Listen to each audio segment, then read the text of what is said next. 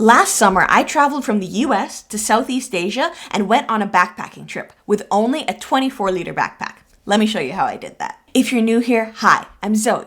I'm a digital nomad who travels around the world on a budget. When your backpack is too big, some airlines will force you to check it, which isn't great if you're traveling on a budget, as these fees can be pretty steep. But that was something I never had to worry about last summer with this backpack, the 24-liter Paramount by Thule. Let me show you how I packed this bag for my trip. I used one large compression cube to store all of my clean clothes and a smaller one for all of my dirty clothes. The great thing was that because the weather was so warm on my trip, my clothes were fairly lightweight and I could fit a week's worth of outfits in just the larger cube. That meant that I didn't have to worry as much about finding a laundromat or booking accommodation with a washer, since I'd only have to wash about 3 to 4 times for the entire trip. These are the packing cubes I used for my trip. They're from Bagsview, and I'll leave a link to these and everything else I mentioned in this video in the description below. For this trip, I brought 3 pairs of shorts, 1 pair of jeans, a thin hoodie, socks and underwear, and a combination of 8 tops and tank tops.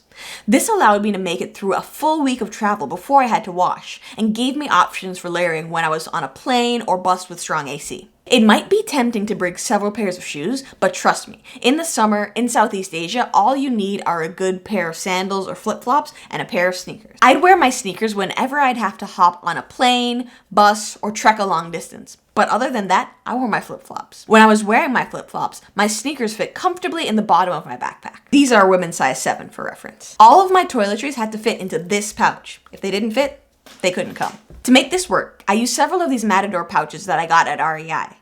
They were great for holding liquids, like my conditioner, 2 pouches of Shea Moisture, and sunscreen, which might have been much more expensive for me to purchase outside of the US. For more generic items like hand cream, I brought small travel tubes, knowing that if they ran out on the trip, I could easily replace them at almost any local drugstore. Comment down below or shoot me a DM on Instagram if you need more details about anything on this list. I chose not to bring my laptop on that trip as I wasn't working for the weeks I was traveling, and I knew that it would just turn into an extra few pounds in my backpack. Not having it was not only great for my back, but it encouraged me to unplug and really take in each place that I visited. The electronics that I did bring were a Kindle, a smaller Fujifilm X-C4, and my iPhone 15 Pro.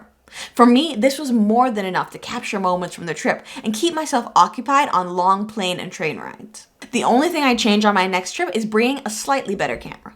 Although the Fujifilm performed well, I think that relative to my Canon 5D Mark IV, it struggled much more in low light. While that camera is much heavier, some of these places I travel to on these types of trips, I may never go back to, so I want to capture the best images possible. Finally, the bag itself. I left this until the end because I've already done a small review of this backpack already. But, as I mentioned at the start of the video, the backpack I used was the Paramount 24-liter by Thule. This backpack was absolutely perfect for me for that trip.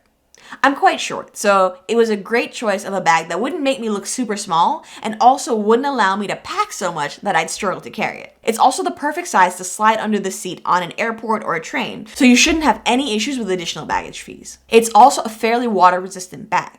I've traveled in wet conditions with this bag and never had an issue with the things inside the bag getting wet. Just be sure to make sure your zips are pushed all the way up into the protection cover, as I can see how that could potentially cause an issue. This is also a bag with multiple points of access. You can get into the main compartment from either the top or the side. This was great because it became really convenient for me to be able to pull out my clothes or my shoes without having to take everything that was on top of them out. This is also a great bag as far as security goes. Not only can you potentially slide a padlock through the zip ties of the main and laptop compartments to deter theft, but there's also a somewhat hidden compartment at the back where you can keep your absolute essentials like a wallet or a passport. If your circumstance seems similar to mine, I'd highly recommend checking out this backpack or something similar. As I said, I'll leave a link in the description below. And that's how I packed everything I needed for a trip to Southeast Asia into a 24-liter backpack. If you enjoyed this video, please hit that like. If you want to see more content like this, feel free to subscribe. And if you want to see how I travel with just a carry-on, check out this video here, and I'll see you in the next one. Bye!